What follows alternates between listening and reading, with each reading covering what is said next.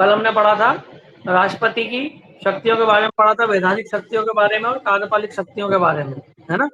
वैधानिक शक्ति के अंतर्गत हमने 78 पढ़ा था, 83 पढ़ा था, ठीक है, 85 पढ़ा था, 87 पढ़ा था, 108 पढ़ा था, 110 पढ़ा था, 115 पढ़ा, सॉरी 110 के बाद 112 पढ़ा था और 123 पढ़ा था, ठीक है। तो कार्यपालिक शक्तियों में मैंने बताया था कि सभी कार्यपालिक शक्ति का प्रधान कौन होता है, राष्ट्रपति होता है। किसमें कहा गया है ये, आर्टिकल 53 में। इसका मतलब ये होता है कि प्रधानमंत्री की नियुक्ति भी कौन करता है, राष्ट्रपति करता है। राज्यपाल की नियुक्ति भी कौन करता है, राष्ट्रपति करता है। सभी आयोगों के अध्यक्ष और सदस्यों की नियुक्ति भी कौन करता है, राष्ट्रपति करता है। विदेशों में राजदूतों की नियुक्ति भी कौन करता है, राष्ट्रपति करता है। सेनाओं का सर्वोच्च अध्यक्ष भी कौन होता है, 53 के तहत राष्ट्रपति ही होता है ना। इतनी चीजें मैंने आपको कल विस्तार से बताई थी। और उसके बाद बताया था मैंने राष्ट्रपति की क्षमादान शक्ति, आर्टिकल 72 के तहत 4 प्रकार की क्षमादान शक्ति है राष्ट्रपति को, लघुकरण, परिहार, विलंबन और विराम। तो लघुकरण में क्या होता है, दंड की प्रकृति क्या कर दी जाती है, बदल दी जाती है और सजा की अवधि को कम किया जाता है, ठीक है। परिहार में क्या होता है, दंड की प्रकृति को बदले बिना क्या किया जाता है, आपका अवधि को क्या किया जाता है, कम किया जाता है, ठीक है, परिहार में। विराम में क्या किया जाता है, विशेष परिस्थितियों को मद्देनजर रखा जाता है, जैसे कोई व्यक्ति गंभीर बीमारी से पीड़ित है या कोई व्यक्ति जो है जैसे कोई गर्भवती महिला है ना, ऐसी स्थिति को ध्यान में रखा जाता है। इसके अलावा एक और जो था आपका लास्ट जो था आपका विलंबन। विलंबन में ये होता है कि राष्ट्रपति कोई डिसीजन नहीं लेता है, तो ऐसी स्थिति में जो केस है सजा माफी का वो क्या होता है, विलंबित होता जाता है, ठीक है। ना तो राष्ट्रपति हाँ करता है ना करता है, वो फाइल उसके पास पड़ी रहती है, ठीक है। इस पर डिटेल में हमने कल बात की थी राष्ट्रपति पे। आज हम बात करेंगे, हेडिंग डाल लो, राष्ट्रपति की संकटकालीन शक्तियां। क्या बात करोगे, राष्ट्रपति की आपकी संकटकालीन शक्तियों पर हम बात करेंगे आज हम। राष्ट्रपति की संकटकालीन शक्तियों में कोई बता सकता है मुझे कौन से 3 आर्टिकल है राष्ट्रपति की संकटकालीन शक्तियों में, बताइए जल्दी बताइए। पायल, राष्ट्रपति की संकटकालीन शक्तियों में बताइए कौन कौन से आर्टिकल आएंगे। राष्ट्रपति की संकटकालीन शक्तियां, सबसे पहला हेडिंग अपना क्या था, हमने जो पढ़ा था, नहीं पायल से पूछ रहा हूँ, पायल है, स्निग्धा बताओ या श्रद्धा बताओ।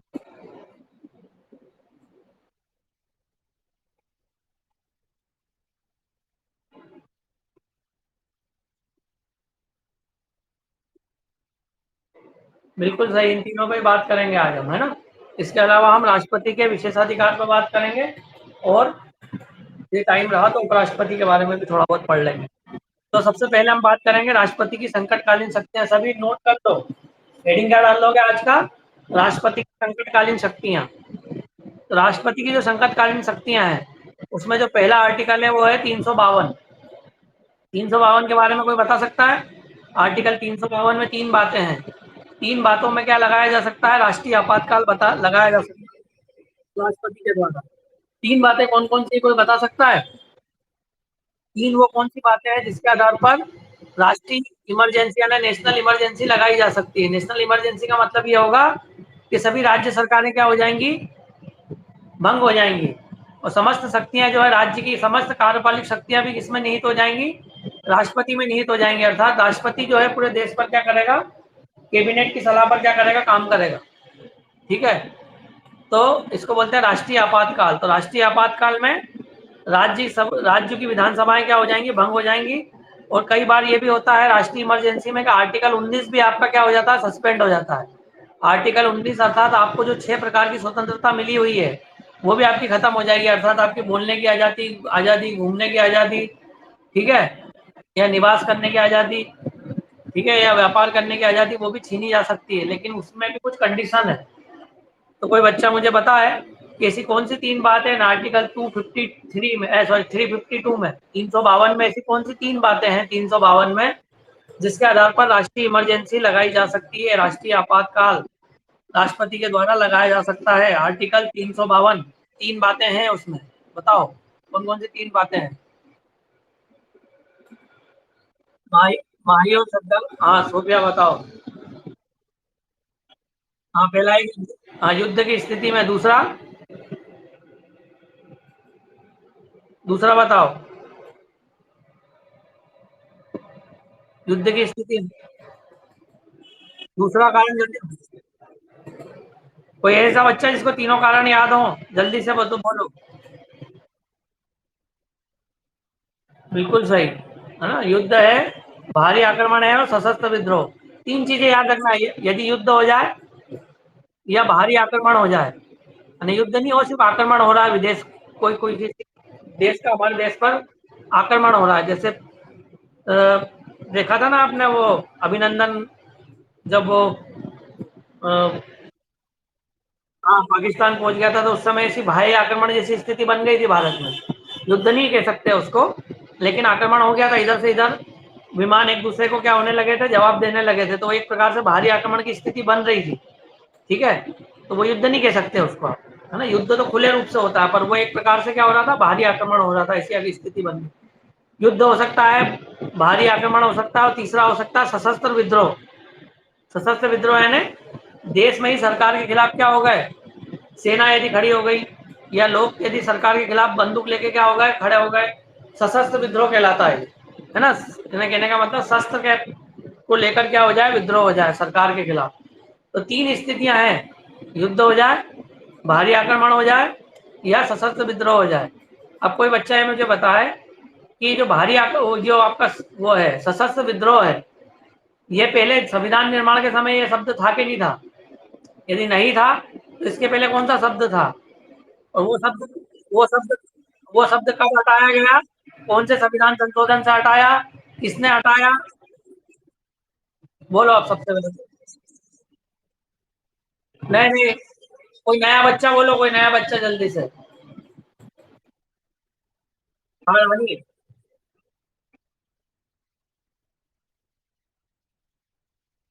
आंतरिक अशांति था। और फिर क्या हो गया? अब क्या हो गया?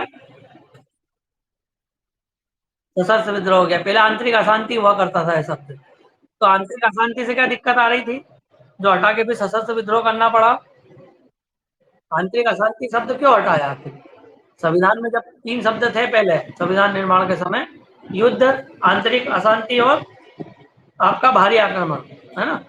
तो आपका जो आंतरिक अशांति है उसको हटा के हमने क्या कर दिया, सशस्त्र विद्रोह कर दिया। तो ऐसी स्थिति क्यों बनी, क्यों आके ऐसी स्थिति निर्मित हुई, सशस्त्र विद्रोह शब्द क्यों लाना पड़ा, रानी बताओ। अभी बताया ना रानी आपने, तो क्यों आखिर ये शब्द क्यों हटाना पड़ा, और उसकी जगह ये शब्द क्यों लाना पड़ा? ये शब्द हटाया ना, सशस्त्र विद्रोह आ गया उसकी जगह। पहले आंतरिक अशांति हुआ करता था वो शब्द, तो आखिर ये स्थिति क्यों बनी, क्यों? हाँ हाँ, तो याद कर लिया बस आपने कि ऐसा ऐसा हो गया, पर आखिर उसका रीजन नहीं मालूम है ना, तो रीजन भी तो पता करना चाहिए। यदि रीजन पता होता तो अपने को याद नहीं करना पड़ेगा ना, पिक्चर जैसी कहानी बन जाएगी दिमाग में। जैसे अभी क्या करना पड़ा, दिमाग में बहुत जोर लगाना पड़ रहा है आपको कि आंतरिक अशांति होता था फिर सशस्त्र विद्रोह। यदि आप इसके पीछे की कहानी यदि पढ़ लो या किसी से सुन लो, तो आपको जीवन भर याद हो जाएगी। तो क्या हुआ, सुनो अब ध्यान से कहानी सभी लोग, है ना, इसको ध्यान रखना। और चाहो तो यूट्यूब वगैरह पे देख भी लेना, पूरी कहानी मिल जाएगी आपको। क्या हुआ था 1975 में, जब चुनाव हुए, ठीक है, जब चुनाव हुए आम सभा लोकसभा के आम चुनाव जब हुए, तो कांग्रेस जो है स्पष्ट बहुमत के साथ क्या हो गई, जीत गई। और इंदिरा गांधी जो है, तत्कालीन प्रधानमंत्री जो थी श्रीमती इंदिरा गांधी, वो रायबरेली सीट से क्या हुई, विजय घोषित हुई। रायबरेली समझते हो ना, यूपी में जगह जो है, वहां से वो विजय घोषित हुई। तो रायबरेली से जब विजय घोषित हुई, तो उनकी जीत के खिलाफ उनके जो कैंडिडेट थे, जिनको हराया था राजनारायण को, तो राजनारायण ने क्या किया, हाई कोर्ट में याचिका लगाई कि तत्कालीन प्रधानमंत्री श्रीमती इंदिरा गांधी ने चुनाव में क्या किया है, धांधली की है। ठीक है, सरकारी मशीनरी का क्या किया है, दुरुपयोग किया है, इसलिए मैं चुनाव हार गया हूँ। ठीक है, तो हाई कोर्ट में जब ये केस चला तो राजनारायण जीत गए, अर्थात राजनारायण ने सिद्ध कर दिया हाई कोर्ट में कि तत्कालीन प्रधानमंत्री श्रीमती इंदिरा गांधी ने क्या किया, शासकीय मशीनरी का दुरुपयोग किया है। और हाई कोर्ट ने यह फैसला सुनाया कि श्रीमती इंदिरा गांधी की जो संसद की सदस्यता है वो निरस्त की जाती है, पहली चीज। और दूसरी चीज ये सुनाई कि 6 वर्ष तक अब वो कोई चुनाव भी नहीं लड़ सकती आने वाले। समझ में आई रानी बात? क्या बात आई? दो चीज कि संसद की सदस्यता तो गई गई, साथ ही साथ आने वाले 6 साल तक क्या नहीं कर सकती आप, ना तो लोकसभा का चुनाव लड़ सकती है ना राज्यसभा का चुनाव लड़ सकती है ना। तो ऐसी स्थिति में क्या करना पड़ेगा अब उनको, ऐसी स्थिति में या तो त्याग पत्र दे दे तो कांग्रेस के किसी दूसरे व्यक्ति को क्या बना दे, प्रधानमंत्री बना दे, ये हो सकता था, है ना। तो ये उन्होंने नहीं किया। उन्होंने क्या किया कि संविधान का आर्टिकल 352 में जो आंतरिक अशांति शब्द था, इंटरनल डिस्टरबेंस, उसका सहारा लिया। आंतरिक अशांति की कोई परिभाषा नहीं होती। आंतरिक अशांति क्या है, घर में मान लो हम रहते हैं तो किसी को एकदम, किसी को शोर होता है, म्यूजिक बजता है तो किसी को अशांति लग रही है उसमें और किसी को उसमें भी मजा आ रहा है। तो इंटरनल डिस्टरबेंस को आप परिभाषित नहीं कर सकते वहाँ कि आंतरिक अशांति आप किसको बोलोगे। किसी के लिए वो अच्छी चीज है तो किसी के लिए वो बुरी चीज है। तो आंतरिक अशांति के नाम पर क्या किया गया देश में, 25 जून 1975 को फखरुद्दीन अली अहमद, जो तत्कालीन क्या हुआ करते थे, राष्ट्रपति हुआ करते थे, माननीय फखरुद्दीन अली अहमद, उनके सिग्नेचर से तत्कालीन प्रधानमंत्री श्रीमती इंदिरा गांधी ने क्या किया, आपातकाल की घोषणा कर दी। कब? 25 जून 1975 की आधी रात को। ठीक है, और ये लगा दिया किसके आधार पर, आंतरिक अशांति हो गई है देश में। उन्होंने क्या बोला कि आंतरिक अशांति हो गई, क्योंकि हाईकोर्ट का फैसला मानना जरूरी था। यदि हाईकोर्ट का फैसला मान लिया जाए तो चुनाव में क्या हो जाएंगी, वो अयोग्य हो जाएंगी। सांसद से क्या देना पड़ेगा, इस्तीफा देना पड़ेगा, 6 साल तक चुनाव लड़ नहीं सकती हैं। अब चूंकि उनको प्रधानमंत्री बने रहना था तो उन्होंने क्या किया, 25 जून 1975 को आंतरिक अशांति जो थी शब्द के आधार पर क्या किया गया, राष्ट्रीय आपातकाल क्या कर दिया गया, देश में लगा दिया गया, है ना, जो लगभग 21 से 22 माह तक रहा, 1977 तक रहा आपातकाल। तो 1977 तक समस्त कार्यपालिक जो शक्तियां हैं वो राष्ट्रपति में निहित हो गई, और राष्ट्रपति उस शक्ति का उपयोग किसके मदद से करेगा, प्रधानमंत्री और उसकी कैबिनेट की मदद से करेगा। तो एक प्रकार से क्या हो गया, इनडायरेक्टली जो है तत्कालीन प्रधानमंत्री श्रीमती इंदिरा गांधी के हाथ में 2 से 2.5 साल तक क्या रही, सत्ता अपने पास ही रही, और उन्हें पद से भी इस्तीफा नहीं देना पड़ा। तो जब लेकिन 77 में जब चुनाव हुए, अर्थात इमरजेंसी के बाद जब चुनाव हुए, तो कांग्रेस क्या हो गई, सत्ता से क्या हो गई, बाहर हो गई, और जनता पार्टी जो है सत्ता में आई। तो जनता पार्टी जब सत्ता में आई तो तत्कालीन प्रधानमंत्री श्री मोरारजी देसाई ने क्या किया, 44वां संविधान संशोधन किया, और आंतरिक अशांति जो शब्द था जिसका दुरुपयोग हुआ था उसको हटा के उसकी जगह क्या लगा दिया गया, सशस्त्र विद्रोह। यानी जब देश में सशस्त्र विद्रोह होगा सरकार के खिलाफ, अर्थात राइफल लेके या टैंक लेके या सेना कोई क्या करते हैं सरकार के खिलाफ विद्रोह करेंगे, तो ही लगाई जा सकती है राष्ट्रीय आपातकाल। आंतरिक अशांति के नाम पर आप राष्ट्रीय आपातकाल नहीं लगा सकते, क्योंकि आंतरिक अशांति की डेफिनेशन जो है क्लियर नहीं है। आंतरिक अशांति किसी भी बात पे लगाई जा सकती है। देश में कोई बहुत बड़ा आंदोलन हो रहा है, जैसे मान लो किसान आंदोलन हो रहा है, तो भी बोल सकते हैं कि आंतरिक अशांति हो गई। एनआरसी का विरोध हो रहा है तो भी आप बोल सकते हो कि क्या हो रहा है, आंतरिक अशांति हो गई। तो कुछ भी बड़ी घटना, जैसे कोरोना काल चल रहा था अभी, तो इसको भी आप क्या मान सकते थे, आंतरिक अशांति मान सकते थे। तो इस आधार पर ही क्या लगा सकते थे, राष्ट्रीय आपातकाल। तो अब ये शब्द हटा दिया गया, और ये जो परिस्थितियां जैसे कोरोना की है, एनआरसी की है ना, इस तरीके की जो परिस्थितियां हैं इन पर अब राष्ट्रीय आपातकाल नहीं लगाया जा सकता। क्लियर है बात, आई समझ में? तो ये कहानी थी रानी, समझ में आया कुछ? क्या समझ में आया कि जो आंतरिक अशांति शब्द था, है ना, उसके कारण क्या हुआ था, इमरजेंसी लगा दी गई थी कितने सब महीने तक, 21 महीने तक इमरजेंसी रही, 1975 से 77 तक। ठीक है, और तत्कालीन प्रधानमंत्री ने क्या नहीं दिया, इस्तीफा भी नहीं दिया, और देश में क्या लगा दिया, आपातकाल लगा दिया। ठीक है, तो जब नई सरकार आई 1977 में, तो उन्होंने क्या किया, 44वां संविधान संशोधन किया, आंतरिक अशांति शब्द को हटा दिया गया, और उसके स्थान पर कौन सा शब्द लगाया गया, सशस्त्र विद्रोह शब्द लगाया गया। और कहानी मैंने आपको बताई थी, श्रीमती इंदिरा गांधी का जो चुनाव था रायबरेली का, वो इलाहाबाद हाईकोर्ट ने क्या कर दिया था, अवैध घोषित कर दिया था।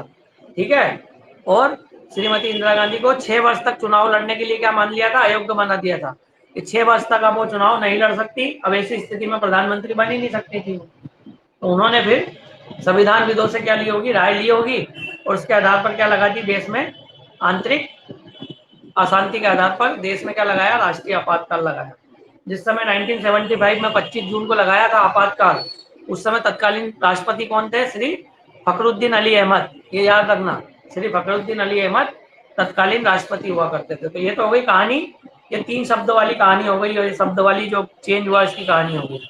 अब ये जो राष्ट्रीय आपातकाल लगाते हैं राष्ट्रपति, तो ये किसके आधार पर लगाते हैं, तो इसको कौन सलाह देगा, प्रधानमंत्री और उसकी कैबिनेट यदि लिखित में सलाह दे देगी कि राष्ट्रीय आपातकाल लगाया जा सकता है किन स्थिति में, युद्ध में, भारी आक्रमण और सशस्त्र विद्रोह हो रहा है देश में, तो कैबिनेट की लिखित सलाह पर, प्रधानमंत्री और कैबिनेट की लिखित सलाह पर राष्ट्रपति क्या कर सकता है, देश में आपातकाल लगा सकता है। कितने समय तक के लिए लगा सकता है, तो अनिश्चित काल के लिए लगेगा। अनिश्चित काल यानी कोई डिसाइड नहीं है, क्योंकि आप बोल नहीं सकते हो कि युद्ध कब समाप्त होगा, युद्ध 2 दिन चलेगा कि 20 दिन चलेगा, या विद्रोह जो है कितने दिन चलेगा। आ रही बात समझ में। तो राष्ट्रीय आपातकाल की समय सीमा निर्धारित नहीं है, कितने समय तक के लिए रहेगा ये कोई डिसाइड नहीं होता है। ठीक है, और इसे संसद से 1 माह में क्या करवाना पड़ता है, पारित करवाना पड़ता है। और मान लो संसद नहीं चल रही हो, लोकसभा अस्तित्व में ही नहीं हो, लोकसभा के चुनाव होने वाले हों, और ऐसी स्थिति में क्या हो जाए, राष्ट्रीय आपातकाल लगाना है, तो फिर कहां से पारित करेंगे बताओ कोई, लोकसभा अस्तित्व में ही नहीं है। और राष्ट्रीय राज्यसभा से कर लेंगे पारित, राज्यसभा से क्या कर लिया जाएगा, उसे पारित कर लिया जाएगा, क्योंकि राज्यसभा एक स्थायी सदन होता है। और कितने बहुमत से पारित होता है, ये 2/3 बहुमत से क्या होता है, पारित होता है। और राष्ट्रपति के इस फैसले को न्यायालय में चुनौती नहीं दी जा सकती, ये ध्यान रखना, अति महत्वपूर्ण बात है ये, इसको नोट कर लो कि आर्टिकल 352 में राष्ट्रपति के द्वारा जो फैसला दिया गया है उसे न्यायालय में चैलेंज नहीं कर सकते वहां, अर्थात कोर्ट नहीं जा सकते उसके विरुद्ध। तो सीधी बात है कि युद्ध में, देश में युद्ध हो रहा है, और ऐसी स्थिति में आप राष्ट्रपति के फैसले को कहाँ चुनौती दे दोगे, कोर्ट में चुनौती दे दोगे, तो सरकार बेचारी युद्ध लड़ेगी कि मुकदमा लड़ेगी। ठीक है ना, यही बात समझ में कि नहीं आई। तो राष्ट्रपति के इस फैसले को न्यायालय में चुनौती नहीं दी जा सकती। और अभी तक 3 बार राष्ट्रीय आपातकाल लगाया गया। एक तो मैंने बता ही दिया आपको, 25 जून 1975 से 21 मार्च 1977 तक लगा था, तत्कालीन प्रधानमंत्री श्रीमती इंदिरा गांधी के द्वारा, है ना। और 2 बार लगा है, एक 1962 के युद्ध के समय लगा है चीन के साथ, और एक सन 72 में जो भारत पाकिस्तान का युद्ध हुआ है उस समय लगा है। तो 3 बार राष्ट्रीय आपातकाल लग चुका है देश में, इसको नोट कर लो। 1962 का भारत चाइना युद्ध, और 1972 का भारत पाकिस्तान युद्ध, जिससे बांग्लादेश का उदय हुआ है 16 दिसंबर को।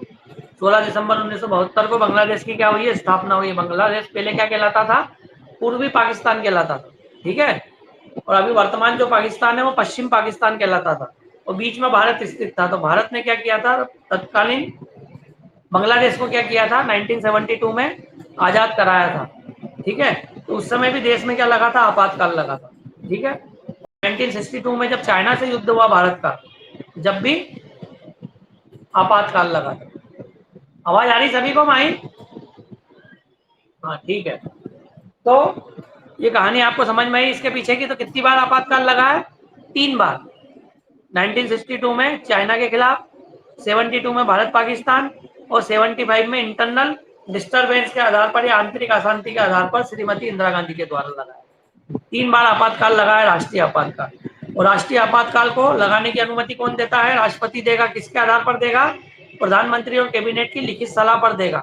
और यदि युद्ध हो गया, है ना, युद्ध और भारी आक्रमण हो गया देश में, सशस्त्र विद्रोह की बात नहीं कर रहे हैं, युद्ध और भारी आक्रमण यदि हो गया, तो आर्टिकल 19 भी आपका सस्पेंड हो सकता है। ठीक है, आर्टिकल 19 को भी सस्पेंड किया जा सकता है, अर्थात आपका जो मौलिक अधिकार है स्वतंत्रता का, जिसमें आपको कितने प्रकार की स्वतंत्रता मिली है, बोलो। आर्टिकल 19 में हमें कितने प्रकार की स्वतंत्रता मिली, बताओ कुछ। तो 6 प्रकार की स्वतंत्रता भी आपकी क्या हो सकती है, सस्पेंड हो सकती है। कब, युद्ध और भारी आक्रमण यदि होता, सशस्त्र विद्रोह में नहीं होगी।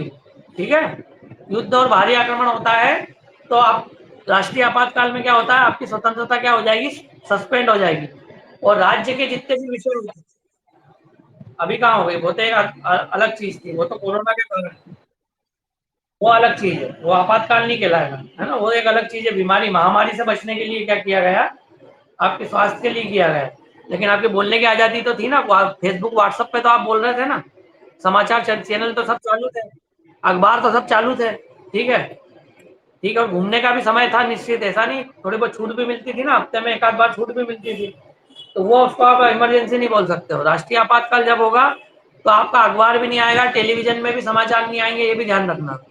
राष्ट्रीय आपातकाल लग गया तो आपको पता ही नहीं पड़ेगा कि देश में क्या हो रहा है। 1975 में जब इमरजेंसी लगी तो अखबार भी नहीं निकले थे उस समय, और जो रेडियो प्रसारण होता है वो भी सरकार की मर्जी से ही होता है, सरकार सेंसर करती है हर न्यूज को, सरकार जो चाहेगी वही आपको सुनना पड़ेगा फिर, ठीक है।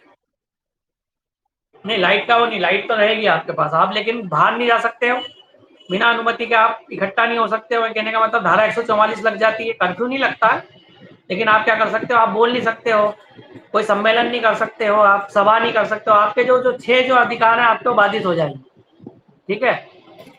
अगली बात समझ में, प्रेस भी नहीं जाएगी, प्रेस की भी स्वतंत्रता नहीं रहेगी, अखबार निकलेगा लेकिन अखबार पहले कहाँ जाएगा, सरकार के पास जाएगा, सेंसर पे, तो संसार अखबार पढ़ेगी सरकार पूरा, फिर उसमें से जो जो चीजें होंगी वो काट देगी सरकार, ठीक है, जो सरकार की इच्छा होगी वही आपको पढ़ने को मिलेगा। तो ये सब चीजें होती है, इमरजेंसी आना बहुत खतरनाक स्थिति होती है, राष्ट्रीय इमरजेंसी यदि लग गई तो ये बहुत ही खतरनाक वाली स्थिति बन जाती है, युद्ध में लगती है इसलिए, और भारी आक्रमणों में लगती है, ठीक है। नहीं तो इसमें क्या होता है, आपके सभी तरह के 19 जो है आर्टिकल है आपका क्या हो जाता है, आपका बाधित हो जाता है, ध्यान रखना। 19 में दी गई स्वतंत्रता क्या हो जाती है, आपकी स्थगित हो जाती है, ठीक है, और राज्य सरकारें क्या हो जाती है, भंग हो जाती है। तो राज्य सूची के विषय पर राज्य कानून बनाता है, केंद्र सूची के विषय पर केंद्र कानून बनाता है, और कुछ पर क्या होते हैं, दोनों मिलकर कानून बनाते हैं, तो राज्य सरकार ही भंग हो जाती है। जैसे मध्य प्रदेश में भी बीजेपी की सरकार है ना, तो भंग हो जाएगी, पूरा काम केंद्र के पास चला जाएगा, तो ऐसे 28 राज्यों की राज्य सरकारें क्या हो जाएंगी, सब भंग हो जाएंगी, तो राज्य सरकारें भंग हो जाएंगी, आपकी स्वतंत्रता क्या हो जाएगी, बाधित हो जाएगी, ठीक है, क्योंकि सरकार को पूरी तरह कॉन्सेंट्रेट कहाँ करना है, युद्ध पे कॉन्सेंट्रेट करना है। अभी राज्य सरकार अलग चलेगी, केंद्र अलग चलेगी, तो फिर युद्ध नहीं लड़ पाएगी सरकार, इसलिए एक डिसीजन लेने के लिए क्या किया जाता है, एकात्मक शासन प्रणाली हो जाती है, फिर संघात्मक शासन प्रणाली नहीं होती है हमारी, कौन सी शासन प्रणाली हो जाती है, यूनिटरी सिस्टम हो जाता है हमारा। संघात्मक शासन में क्या होता है, राज्य सरकार और केंद्र सरकार मिलकर काम करती है। वर्तमान में हमारे पास कैसी व्यवस्था है, संघात्मक शासन व्यवस्था है, इसमें राज्य सरकारें भी 28 और केंद्र सरकारें भी हैं, कुछ काम राज्य सरकार कर रही है, कुछ काम केंद्र कर रही है, कुछ दोनों मिलकर कर रहे हैं। लेकिन राष्ट्रीय आपातकाल लगता है 352 में, तो राज्य सरकारें क्या हो जाती है, खत्म हो जाती है, ठीक है। राज्य सूची के विषय पर भी अब कौन कानून बनाएगा, बोलो, राज्य सूची के विषय पर भी अब कौन कानून बनाएगा, केंद्र ही कानून बनाएगा, ठीक है। और राष्ट्रपति के इस फैसले को न्यायालय में चुनौती नहीं दी जा सकती, ये भी याद रखना, ठीक है। और संसद से कितने महीने में पारित होना चाहिए, 1 महीने में पारित हो जाना चाहिए, है ना, वहाँ 6 माह वाला कॉन्सेप्ट नहीं चलेगा जो अपन ने कल पढ़ा था 123 वाला, 1 महीने में क्या होना चाहिए, पारित होना चाहिए। लोकसभा नहीं चल रही तो राज्यसभा से भी पारित करवा सकते हो, ठीक है। अगली बात समझ में, तो ये होता है आपका नेशनल इमरजेंसी, जो कि आज तक कितनी बार लगी है, 3 बार। और मोस्ट आईएमपी ये विषय है इंटरव्यू का मध्य प्रदेश पीएससी में, 90%, 10 में से 9 बच्चे जो होते हैं उनसे राष्ट्रीय आपातकाल पे सवाल होता ही है। जितनी चीजें मैंने बताई है उतनी चीजें यदि आपको नहीं पता है तो कहीं भी घेर लेते हैं, ठीक है, कहीं पर भी घेर लिया जाता है, आपसे सवाल पे सवाल किए जाएंगे। जैसे रानी से मैंने पूछा ये कब हटाया गया, तो रानी ने बता दिया 75 में हटा दिया, 44 में संविधान संशोधन से हटा दिया। फिर जैसे मैंने सवाल किया क्यों हटाया, तो वहां पे जाके गाड़ी रोक गई। तो ऐसे चलता है, क्यों हटाया यदि वो भी बता दिया तो फिर पूछेंगे किसने हटाया, तो फिर बता देगा वो आदमी की श्रीमती इंदिरा गांधी ने, तो फिर बोले क्यों हटाया, तो फिर उसको राजनारायण वाली बात भी मालूम होना चाहिए। तो ये सब घटनाएं क्या होती है, जो घटनाएं हैं इमरजेंसी की, वो इंटरव्यू में पूछी ही जाती है, मध्य प्रदेश पीएससी हो या यूपीएससी हो। 10 में से 8 लड़के यदि इंटरव्यू देकर आते हैं तो उनसे ये सवाल किया ही जाता है नेशनल इमरजेंसी का। आर्टिकल 352 पे सवाल होता ही है हमेशा। तो आर्टिकल 352 बिल्कुल अच्छे से आपको क्या होना चाहिए, याद होना चाहिए, इससे रिलेटेड जो घटनाएं हैं वो आपको अच्छे से याद होना चाहिए, ठीक है। शेखर कपूर एक प्रसिद्ध डायरेक्टर हैं, उनका एक संविधान करके एक वो आता है धारावाहिक, किसी ने देखा है, संविधान करके एक उनका एपिसोड है, सब विषय बना रखे हैं। तो उसमें इमरजेंसी वाला देखना आप, राष्ट्रीय आपातकाल श्रीमती इंदिरा गांधी के उस पर भी एक बना है। और यदि उसको देखोगे इतना मजा आएगा तुमको देखने में। 1 घंटे का जो मैंने बात बोली ना आपको, वो जीवन भर के लिए क्या हो जाएंगी, सब बातें याद हो जाएंगी, आपको कभी पढ़ना ही नहीं पड़ेगा। तो वो जो संविधान वाला जो आपका टॉपिक है, नेशनल इमरजेंसी वाला संविधान चैप्टर जो है, नहीं हो तो यूट्यूब पे डालना Shekhar Kapoor episode national emergency 1975, उस नाम से आपको आ जाएगा। शेखर कपूर एपिसोड का नाम क्या है, संविधान के नाम से है वो। उसको यदि आप देख लोगे तो पूरा फिल्मांकन है। हाँ, राज्यसभा टीवी पर भी आता है, ठीक है, वो सब एपिसोड है, आप यूट्यूब पर डालोगे तो अभी आ जाएगा 5 मिनट में। आजकल तो इतनी अच्छी व्यवस्थाएं हो गई हैं, पुराने समय में तो हमको किताबें पढ़ना पड़ती थी सब चीज़ों के लिए, आजकल तो फिल्में बना दी उन सब चीज़ों के लिए। यानी इतना आसान हो गया है कि कोई भी बात मैं जो बता रहा हूँ उस पर आप यूट्यूब पर सर्च करोगे तो पिक्चर बनी हुई है। आपको याद नहीं हो रहा तो पिक्चर देख लो, है ना। नेशनल असेंबली पे आपको देखना ही चाहिए, क्योंकि आगे चल के आपको यूपीएससी में यदि आपको इंटरव्यू देने का मौका मिला, पीएससी में इंटरव्यू देने का मौका मिला, या कोई छोटे पद के लिए भी इंटरव्यू देने का मौका मिला, तो अधिकतर नेशनल इमरजेंसी पर सवाल पूछे ही जाते हैं, ठीक है। तो ये था आपका आर्टिकल 352। अब आर्टिकल है 356। मैंने बताया 352 पे कौन कौन से सवाल बन सकते हैं ऑब्जेक्टिव में, कि राष्ट्रीय आपातकाल की घोषणा कौन करता है, तो राष्ट्रपति करता है। किसकी सलाह पर करता है, तो प्रधानमंत्री और उसकी कैबिनेट की लिखित सलाह पर करता है। राष्ट्रपति की घोषणा का न्यायिक पुनर्लोकन नहीं हो सकता। कितनी बार आपातकाल लगा है, तो 3 बार आपातकाल लगा है। कब कब लगा है, तो 62, 75 और 72 में लगा है। 62 में भारत चाइना युद्ध के समय लगा है, 72 में भारत पाकिस्तान युद्ध के समय लगा है, और 75 में आपका भारत, हाँ, इंटरनल डिस्टर्बेंस के आधार पर लगा है। क्लियर हो गई बात यहाँ तक आपके। ऐसे सवाल आपसे परीक्षा में पूछे जाएंगे। कौन सा आर्टिकल आपका सस्पेंड हो सकता है, तो आर्टिकल 19 सस्पेंड हो सकता है।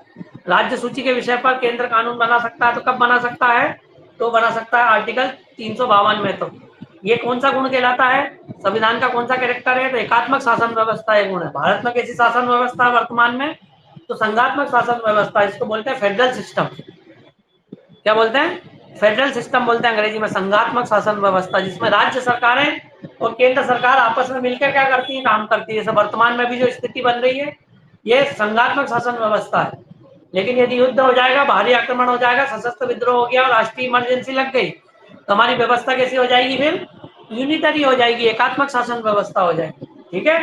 फिर वहां पर कौन कानून बनाएगा, केंद्र कानून बनाएगा। क्लियर हो गई बात, बोलो।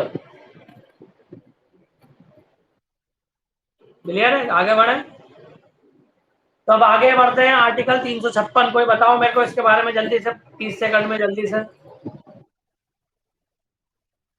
हाँ पायल बताओ। क्या कोई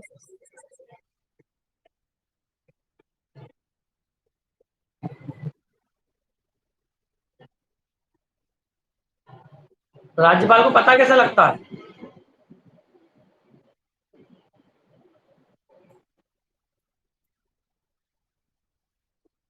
तो उसको पता कैसे लगेगा ये,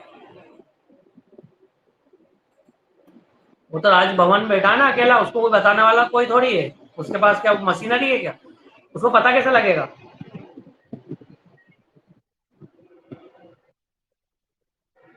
हाँ, विपक्ष भी जाएगा, और काय की रिपोर्ट।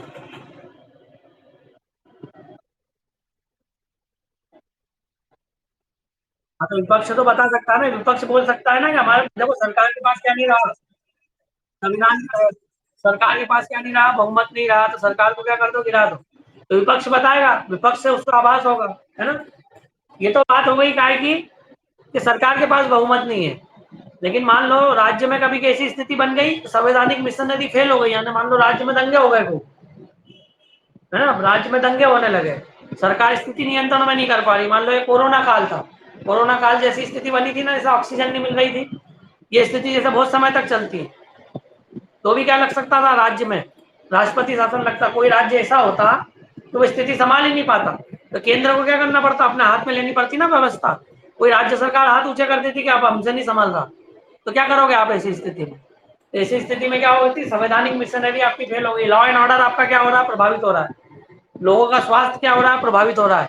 ऐसी स्थिति में क्या होता है, इसको संवैधानिक विफलता बोला जाता है। लॉ एंड ऑर्डर नहीं मेंटेन कर पा रही राज्य सरकार, या स्वास्थ्य मेंटेन नहीं कर पा रही लोगों का, है ना, तो ये एक प्रकार से क्या हो गई, सरकार की क्या हो गई, विफलता हो गई। तो सरकार की विफलता हो गई, या सरकार के जो सांसद या विधायक है वही चले गए, सरकार के जो विधायक है वही सरकार छोड़ के चले गए, जैसा मध्य प्रदेश में हुआ, तो भी फिर क्या कर सकता है, राज्यपाल क्या कर सकता है, रिपोर्ट देगा किसको, राष्ट्रपति को। तो या तो राष्ट्रपति जो राज्यपाल है उसको ये रिपोर्ट जो है सरकार खुद भी देती है, कई बार उसे खुद भी पता पड़ता है ना, तो खुद भी वो संज्ञान लेता रहता है, कई बार विपक्ष के नेता आके भी उसे बताते हैं, है ना, और कई बार जो खुफिया विभाग होता है ना, जो खुफिया विभाग होता है ना राज्य में, जैसे सीआईडी वगैरह होती है, ये होते हैं, ये भी रिपोर्ट क्या होती है, राज्यपाल को ही जाती है। सीआईडी जो होती है ना, पूरी जांच करती है, सीआईडी नाम सुना होगा आपने, तो सीआईडी पुलिस होती है, तो वो जो पुलिस है वो जब राज्य सरकार को क्या देती है, पूरी सब जानकारी देती है कि कहाँ पर क्या है, लॉ एंड ऑर्डर क्या हो रहा है, खराब हो रहा है या सही नहीं कर पा रही सरकार। तो ऐसी स्थिति में क्या होता है, संवैधानिक तंत्र की विफलता माना जाता है। क्या माना जाता है, संवैधानिक तंत्र की विफलता, अर्थात लॉ एंड ऑर्डर नहीं हो पा रहा है, स्वास्थ्य का ध्यान नहीं रख पा रहे हैं, या सरकार के विधायक सरकार को छोड़ के जा रहे हैं, ये संवैधानिक विफलता है। ऐसी विफलता यदि पता पड़ रही है राज्यपाल को, तो राज्यपाल क्या करेगा, राष्ट्रपति को क्या करेगा, रिपोर्ट करेगा, है ना, और राष्ट्रपति क्या करेगा, संबंधित राज्य में फिर क्या करेगा, राष्ट्रपति शासन लगा देगा। और इसे कितने माह में पारित करवाना पड़ेगा, संसद से, संसद अर्थात लोकसभा राज्यसभा से 2 माह में। ये कितने महीने तक लगेगा, ये अनिश्चित काल के लिए नहीं लगेगा, ये कितने महीने के लिए लगेगा आपके, 6 महीने के लिए। कौन बोल रहा है 2 महीने के लिए, जोर से बोलो, जोर से।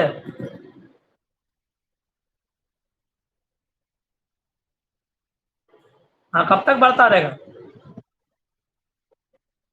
3 साल तक। देखो 6 महीने के लिए बढ़ाओगे, तो बढ़ाते बढ़ाते मैक्सिमम कितना बढ़ा सकते हो आप, 6 माह, 3 माह, 3 साल, सॉरी 3 साल, 6 6 माह बढ़ा के मैक्सिमम कितना कर सकते हो, 3 वर्ष।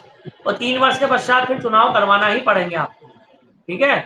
3 साल तक केंद्र सरकार चाहे तो राज्य सरकार की बागडोर अपने हाथ में ले सकती है, तत्पश्चात राज्य सरकार को फिर क्या करने पड़ेंगे, चुनाव कराना पड़ेंगे, ठीक है। तो ये होती है स्थिति आपकी राज्यों में राष्ट्रपति शासन की। कौन अनुमति देगा, तो राज्यपाल की अनुशंसा पर कौन काम करेगा, ये राष्ट्रपति करेगा। संसद से कितने माह में अप्रूव करवाना पड़ेगा, तो 2 माह में अप्रूव कराना पड़ेगा। कौन से बहुमत से अप्रूव कराना पड़ेगा, तो ये बताओ कौन सा बहुमत लगेगा इसमें, संसद के 2/3 बहुमत से क्या होगा, ये पारित होगा। और राष्ट्रपति के इस फैसले को न्यायालय में चुनौती दे सकते हो कि नहीं दे सकते हो, आर्टिकल 352 में राष्ट्रपति के फैसले को न्यायालय में चुनौती नहीं दे पा रहे थे हम, आर्टिकल 356 में राष्ट्रपति के फैसले को न्यायालय में चुनौती दे सकते हो आप कि नहीं दे सकते हो, बोलो। अरे हाँ ना, दे सकते हैं। अरे राज्य सरकार है, कभी हो सकता है ना कि राज्यपाल बायस हो जाए, समझ गए कि नहीं समझ गए। केंद्र में यदि एक सरकार है और राज्य में भी उसकी सरकार है, दूसरे की सरकार है, तो राज्यपाल तो चूंकि केंद्र का प्रतिनिधि होता है, पर हमने देखा है कि राज्यपाल जो है भूतपूर्व क्या होता है, सरकार का क्या होता है, पुराना भूतपूर्व क्या होता है, नेता होता है ना, उसी सरकार का केंद्र की। तो कई बार बायस भी हो जाते हैं राज्यपाल, बायस है पूर्वाग्रह से ग्रसित भी हो जाते हैं। ऐसी स्थिति में फिर क्या होता है, जानबूझ के भी क्या कर दी जाती हैं, केंद्र के इशारे पर राज्य की सरकारें क्या कर दी जाती हैं, भंग कर दी जाती हैं। तो ऐसी स्थिति में ये होता है कि न्यायालय में चुनौती दी जा सकती है, सुप्रीम कोर्ट में चुनौती दी जा सकती है। सुप्रीम कोर्ट में आपको सिद्ध करना पड़ता है कि लॉ एंड ऑर्डर कैसे क्या हुआ है, खराब हुआ है। ये तो जानबूझ के किसी सरकार को गिरा दे, तो केंद्र में यदि दूसरी सरकार है, बीजेपी की सरकार है, राज्य में कांग्रेस की सरकार है, जानबूझ के चाहे केंद्र की सरकार और राज्य की सरकार को कहते हैं कि लॉ एंड ऑर्डर मेंटेन नहीं कर पा रहे हैं, बिना काम के कहते हैं और भंग कर दे, तो आई बात समझ में कि नहीं आई, बोलो। तो क्या होता है, राष्ट्रपति के इस फैसले को न्यायालय में चुनौती दी जा सकती है, आ गई बात समझ में। लेकिन राष्ट्रपति लड़ने नहीं जाएगा, राष्ट्रपति की ओर से कौन जाएगा, सरकार की ओर से कौन जाएगा? सरकार का सबसे बड़ा वकील एडवोकेट जनरल जाएगा, अटॉर्नी जनरल और उसकी टीम जाएगी, सॉलिसिटर जनरल, अटॉर्नी जनरल, है ना, अतिरिक्त सॉलिसिटर जनरल। सरकार के पास बहुत सारे क्या होते हैं, सरकारी वकील होते हैं, वो लड़ते हैं। क्लियर है? तो पद पर रहते हुए राष्ट्रपति। हाँ बोलो।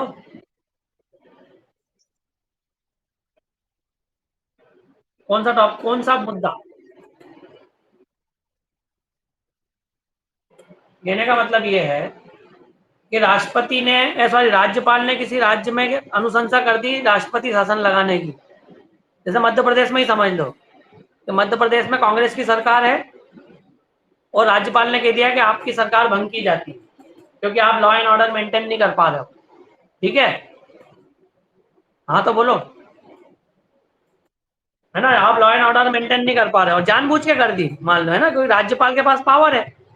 उसने जानबूझ के बोल दिया कि आप तो लॉ एंड ऑर्डर में आपके आप सरकार नहीं चला पा रहे, संविधान के अनुरूप नहीं चल पा रही, और मैं तो अनुशंसा कर देता हूँ राष्ट्रपति को, तो गलत हो जाएगा नहीं? तो ऐसी स्थिति में मौका मिलना चाहिए ना कांग्रेस की सरकार को या जो भी सरकार हो कि वो कहाँ चली जाए, न्यायालय में चली जाए। हाँ तो न्यायालय में सही न्याय होगा, तो राष्ट्रपति के इस फैसले को न्यायालय में चुनौती दी जा सकती है। कभी जैसे अभी मध्य प्रदेश में हुआ था, मध्य प्रदेश में तो 26 विधायक या 23 विधायक छोड़ के चले गए थे, हुआ था ना अभी, ज्योतिरादित्य सिंधिया के साथ चले गए थे। तो अब कमलनाथ सरकार इस फैसले को कहाँ से चुनौती देती, न्यायालय में दे सकती थी क्या कमलनाथ? हाँ, कभी मान लो राष्ट्रपति शासन लगता तो, वो तो कुछ नहीं लगा, वो तो चुनाव हो गए, वापिस क्या हो गया, बहुमत आ गया। लेकिन यदि राष्ट्रपति चाहता तो क्या करता, राज्यपाल चाहता तो ये भी कर सकता था कि राज्य में क्या लगा देता, राज्यपाल शासन राष्ट्रपति शासन लगा देता और फिर से पूरे चुनाव होते पूरे मध्य प्रदेश में। ठीक है ना? पर वो क्या हुआ, आ गया ना समझ, क्लियर?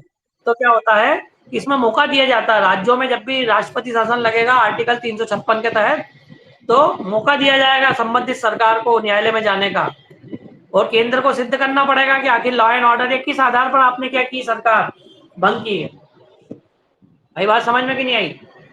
कई बार ऐसे मौके आए हैं, कई बार ऐसे वो मौके आए हैं, अभी यूट्यूब के पे अपने लेक्चर जाते हैं, इसलिए मैं अभी बता नहीं रहा हूँ कुछ एग्जाम्पल जो है। हाँ, तो यूट्यूब क्योंकि अपना लेक्चर लाइव होता है ना, इसलिए अपन इसको भी यूट्यूब पे जाने लगा ना, इसलिए क्लास में बता सकते हैं हम बातें, पर ये बातें एकदम क्लियर यूट्यूब पे नहीं बोल सकते।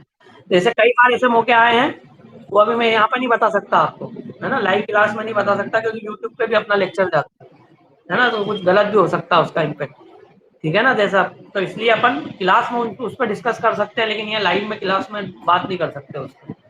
तो जब कभी ऑफलाइन क्लास होगी तो उस पर और विस्तृत बताऊंगा कि ऐसे देश में कब कब स्थितियां बनी, जब क्या हुआ, राष्ट्रपति के फैसले को गलत माना गया, है ना, और न्यायालय ने क्या किया, न्यायालय ने फैसले को क्या कर दिया, बदल दिया, है ना। तो ये सब चीजें आप पढ़ सकते हो, किताबों में सब दी हुई है। ठीक है, चल हाँ, ये हो गया आर्टिकल 356।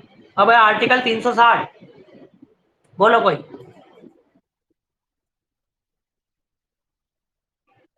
हाँ, वित्तीय संकट होगा, वित्तीय संकट है ना राज्य की, या राज्य है वही देश की आर्थिक स्थिति क्या हो गई, अत्यंत खराब हो गई। जैसे कोरोना चल रहा है ना अभी, मान लो कोरोना और 2-3 साल चल जाए तो, भगवान ना करे पर ऐसा हो जाए कभी, तो क्या हो, राज्य सरकार फिर सब कर्मचारियों को घर बैठे, जैसे हम घर बैठे को वेतन मिल रहा था, तो ऐसे दे पाएगी क्या?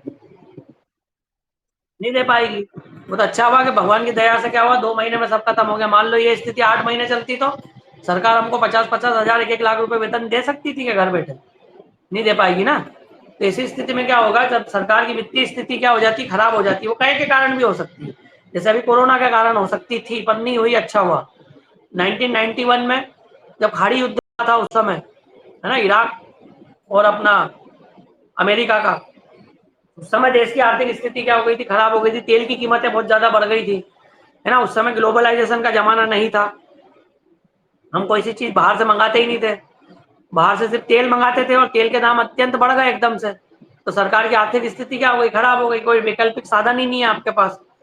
तो ऐसी स्थिति में फिर क्या लगा सकते हो, आपातकाल लगाया जा सकता है।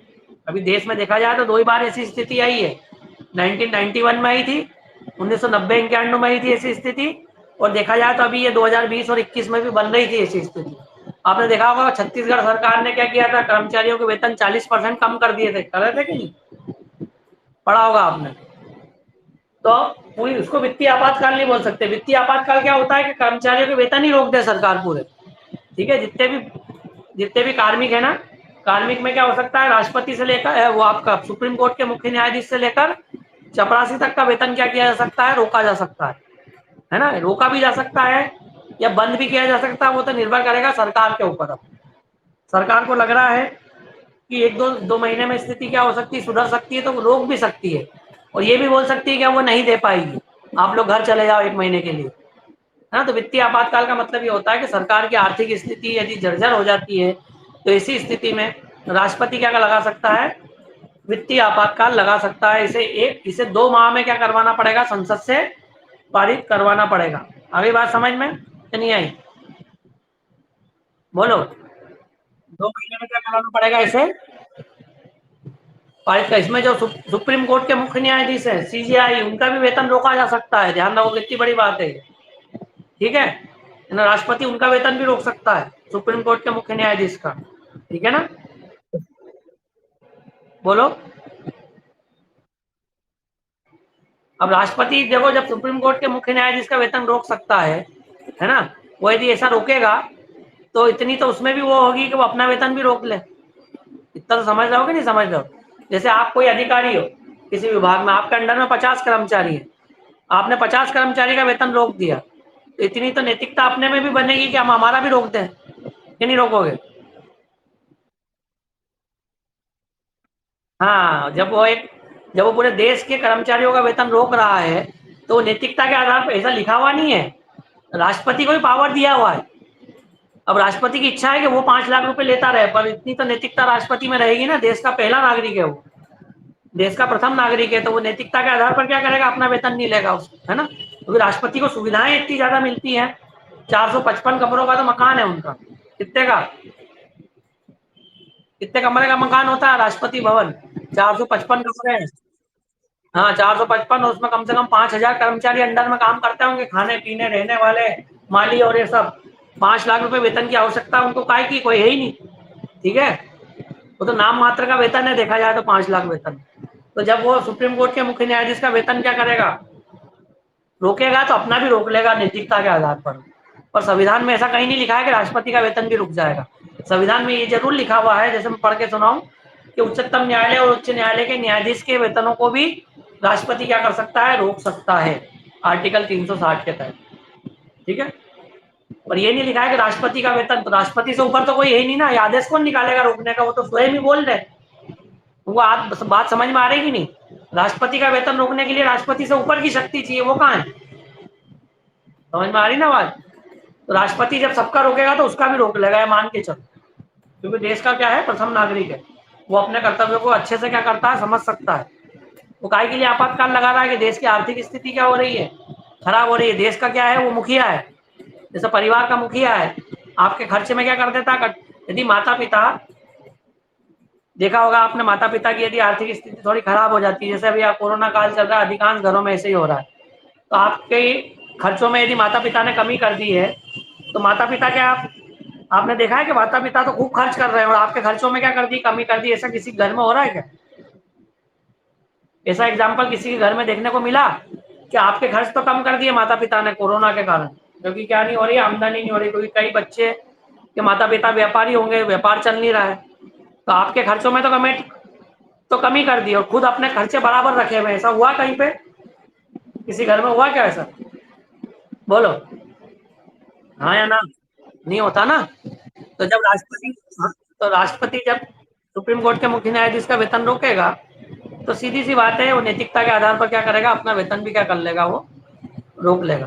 तो राष्ट्रपति के इस फैसले को, है ना, राष्ट्रपति का ये जो फैसला है, इसे संसद से कितने माह में पारित होना चाहिए, आपके 2 माह में क्या हो जाना चाहिए, पारित हो जाना चाहिए, याद रखना, ठीक है। और देश में कितनी बार लगा है अभी, आर्टिकल 356 के तहत राष्ट्रपति शासन राज्यों में कितनी बार लगा है, कोई बता सकता है। 356 पे आ गया मैं, पिछले आर्टिकल पर 356 की बात कर रहा हूँ मैं। 356, 356 जरा सोच लो जरा, 3 बार कहाँ लगा है। अरे मैं मध्य प्रदेश की बात नहीं कर रहा हूँ, मैं देश की बात कर रहा हूँ। 356। वही सब पूछ रहा हूँ, और क्या पूछ रहा हूँ? और क्या पूछ रहा हूँ मैं 356 पूछ रहा हूँ, 360 की बात नहीं कर रहा आप। अरे आर्टिकल 356 के तहत देश में कितनी बार राष्ट्रपति शासन राज्यों में लगा दिया गया है? लगभग। बहुत बार का मतलब नहीं, लगभग।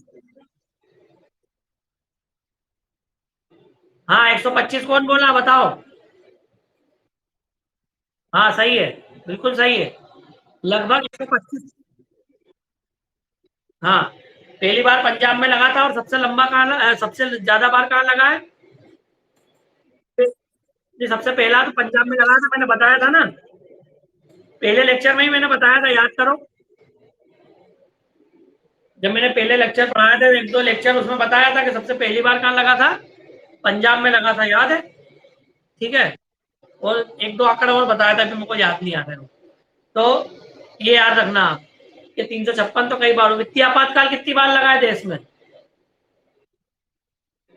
वित्तीय आपातकाल एक बार भी नहीं लगा है। 352 कितनी बार लगा है? 3 बार लगा है। 352 को पारित करने के लिए कितने माह की अनुमति आवश्यक है संसद से? गलत। 1 माह। 1 माह। और 356 के लिए कितनी आवश्यक है? 2 माह। और 360 के लिए? राष्ट्रपति के फैसले को चुनौती दे सकते हैं 352 को, कि नहीं दे सकते? और 356 के को दे सकते हो? और 360 को?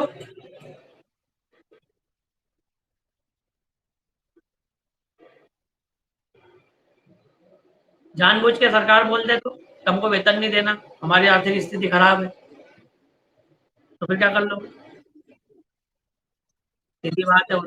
उसको भी दे सकते हो, सिर्फ आप 352 को ही नहीं दे सकते।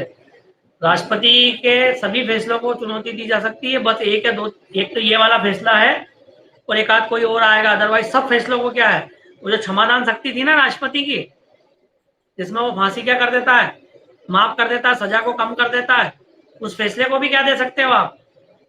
चुनौती दे सकते हो। मालूम है कि नहीं मालूम है आपको? अभी जो निर्भया कांड हुआ था, तो उसमें याद करो ना, कोर्ट वापस खुली थी रात के 2 बजे। राष्ट्रपति ने क्या कर दिया था? राष्ट्रपति ने क्या कर दिया था? सजा माफ कर दी थी। तो सरकार ने क्या करा एकदम से? सरकार ने क्या करा?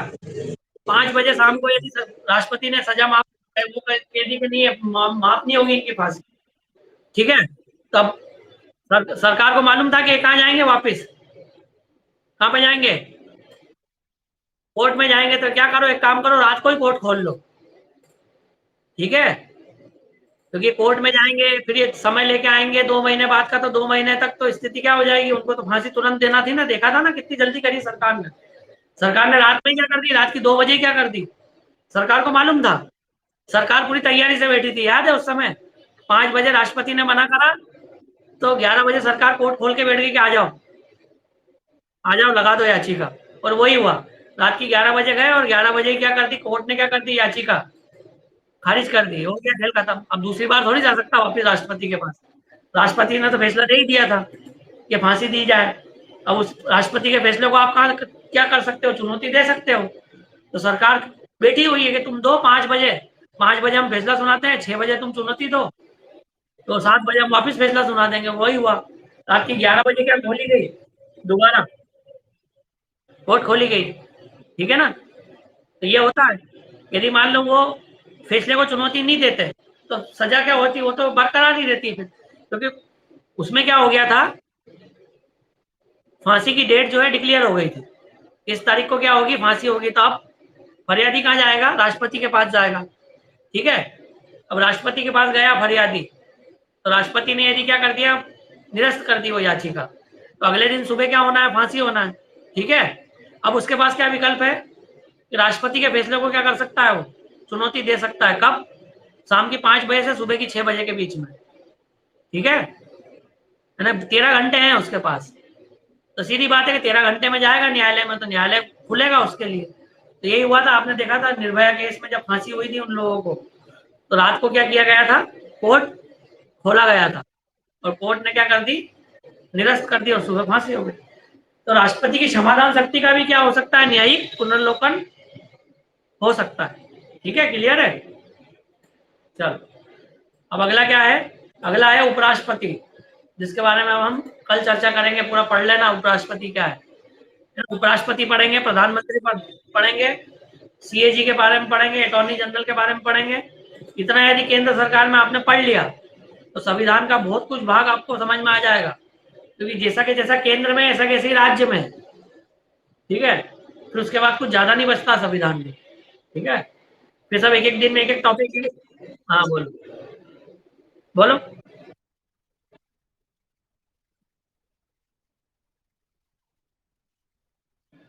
कैसा?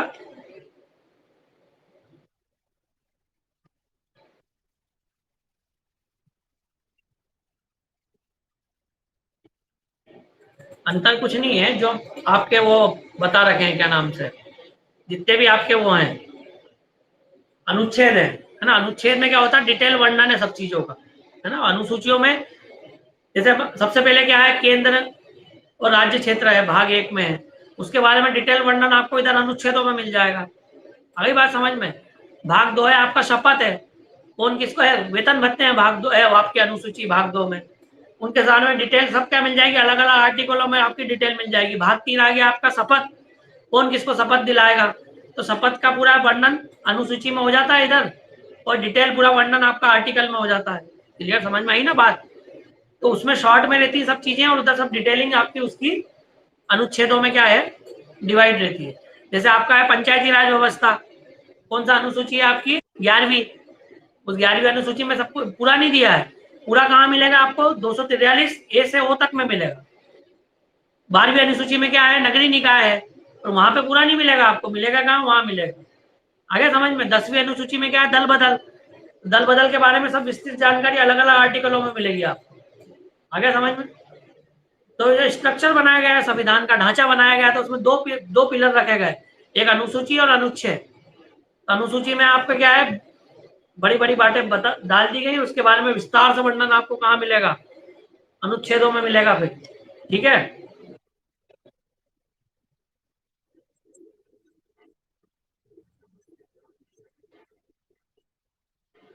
नवी अनुसूची की न्यायिक समीक्षा नहीं हो सकती, ये बात तुमको किसने बोली कि नहीं हो सकती। नवी अनुसूची की नवी अनुसूची की,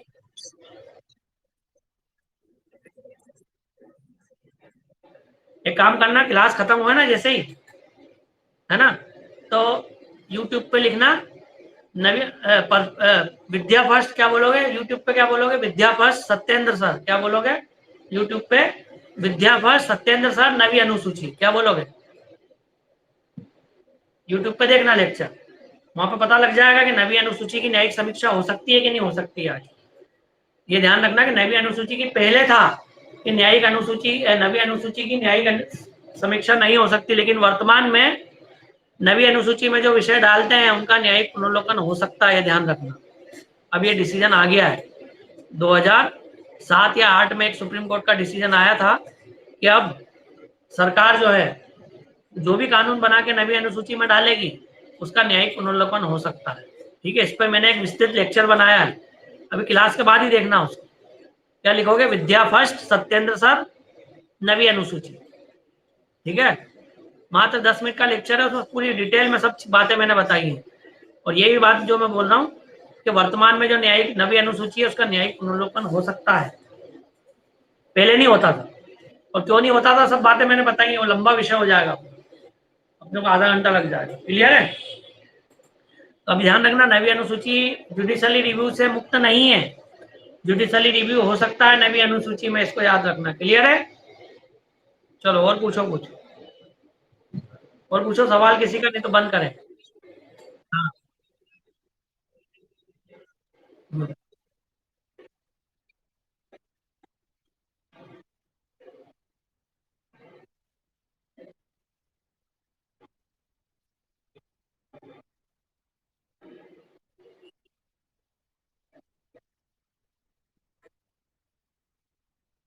सुनी जाएगी, हर किसी की सुनी जाएगी।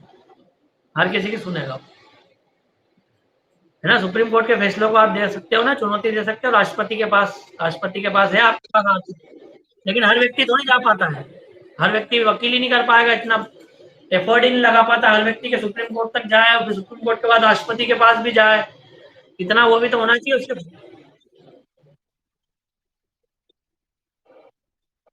हाँ पावरफुल, जैसे निर्भया केस में, जैसे निर्भया केस का जो लॉयर था फ्री में ही केस लड़ रहा था उनके लिए, देखा था ना तुमने।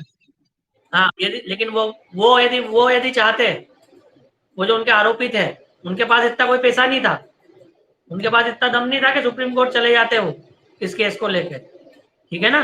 निर्भया केस के वो जो थे तीनों चारों अभियुक्त, उनमें इतना कोई दम नहीं था कि वो कहाँ चले जाते सुप्रीम कोर्ट। वो तो लॉयर ने कह दिया कि मैं फ्री में लड़ूंगा, सुप्रीम कोर्ट के लॉयर ने क्या कह दिया कि मैं तो तुम्हें न्याय दिलाऊंगा, मेरी पब्लिसिटी हो जाएगी।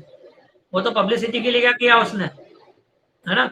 उसको भी मालूम होगा कि ये गिल्टी है, आगे समझ में। तो ऑप्शन रहता है, लेकिन वहां तक व्यक्ति, हर व्यक्ति पहुंच नहीं पाता है। ऑप्शन है लेकिन, हाँ लायर होना चाहिए, है ना। तो सुप्रीम कोर्ट में भी फैसला नहीं, कई बार तो बेचारा ऐसी स्थिति होती है, बेचारा तो नहीं बोलेंगे, कि अपराधी को यदि अपराध दोष सिद्ध कर दिया है तो सेशन कोर्ट से ही बेचारे कहाँ चले जाते हैं, जेल चले जाते हैं। जैसे हत्या के आरोप में किसी का हो गया, सेशन कोर्ट ने सुना दिया, उनके पास हाई कोर्ट तक जाने के लिए भी वो नहीं है ना। हाई कोर्ट में भी चुनौती नहीं देते फैसले को, वो मान लेते हैं कि हाँ मैंने 14 साल की, मेरे को जेल हो गई, 14 साल जेल काटूंगा। वो तो जो सक्षम अपराधी होगा, पैसे वाला अपराधी होगा, तो वो फिर हाई कोर्ट में भी जाएगा, फिर हाई कोर्ट से वो दिल्ली में भी जाएगा। बताओ दिल्ली जा सकते हो क्या फिर आप? आपको आपको हर महीने फिर ये तारीख लगेगी दिल्ली में, और फिर दिल्ली में एक हाई सुप्रीम कोर्ट का वकील करना पड़ेगा, जो कि गिरे से गिरी हालत में भी वकील आपको कम से कम 25,000 रुपये लेगा, सिर्फ तारीख आगे बढ़ाने के। लड़ने की बात तो छोड़ो, सिर्फ तारीख आगे बढ़ाने की 25,000 रुपये ले लेगा सुप्रीम कोर्ट का वकील, जैसे मैं तारीख आगे दिलवाता रहूंगा तुमको, तुमको सही है ना। तो हर किसी के बस की बात नहीं है कि सुप्रीम कोर्ट में भी जाए और फिर उसके बाद राष्ट्रपति के पास भी जाए। वो रेयर केस में ही होता है कि वकील लोग अपनी पब्लिसिटी के लिए क्या करते हैं, ठीक है, फरियादी के केस लड़ते हैं ताकि वो यदि जीत जाता, खुदा ना खास्ता, निर्भया केस में भी, तो उसकी भी क्या हो जाती, नी भी हुई तो क्या हो गया, नाम तो हो गया उसका पूरे देश। तो उसके वो उसको आगे चल के क्या मिलेंगे, इस तरीके के केस तो मिलेंगे, ठीक है, पूरा नामी वकील तो हो गया वो। तो ये ऐसा होता है।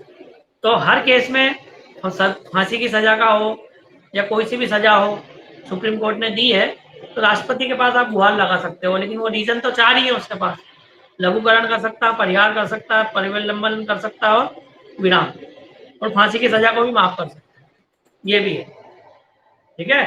फांसी की सजा को भी क्या कर सकता है, माफ कर सकता है, ये भी है। और बोलो जल्दी से।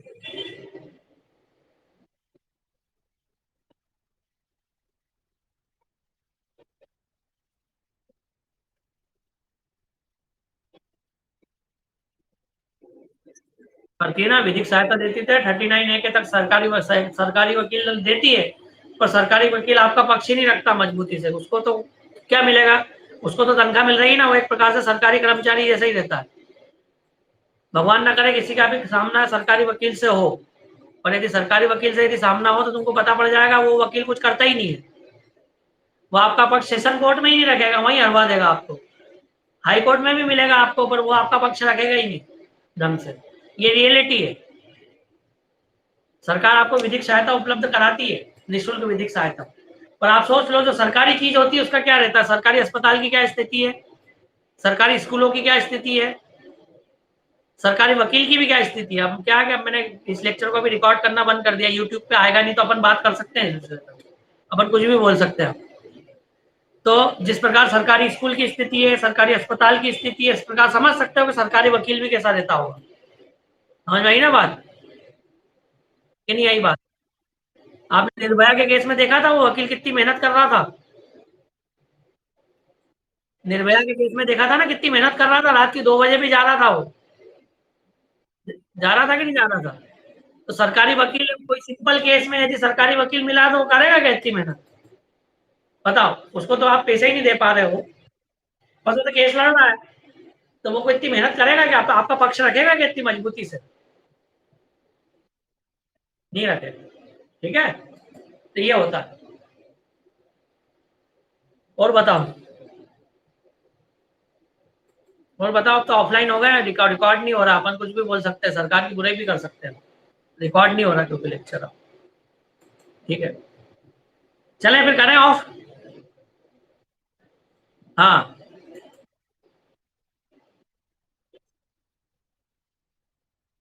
हाँ ठीक है।